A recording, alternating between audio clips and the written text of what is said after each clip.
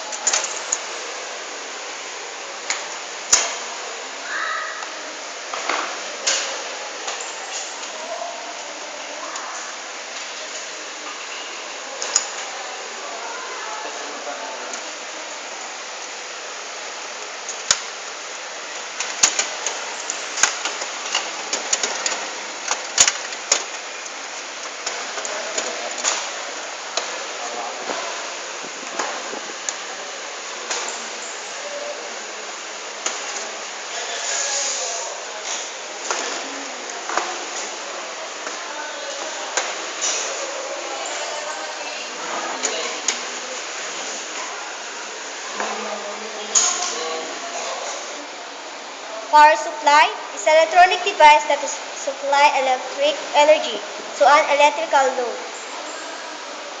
These 20-pin connectors and this Molex connector and barge connector. Video card. A video card connects to the motherboard of computer system and generated output image to display.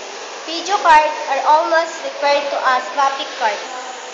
RAM is a type of non-volatile memory used on computers and other electronic devices. Data stored in ROM and can only be modified slowly. Cooler fan, a device for creating a current in air of grease, especially a machine, using electronic motor. Hard disk. Hard disk data storage device, used for storing and reading digital information using one or more RAID. CD-ROM, the adaptation of the CD that is designed to store computer data in the form of text and graphics. So, magbibidyo. And now we are assembled the parts of the system unit.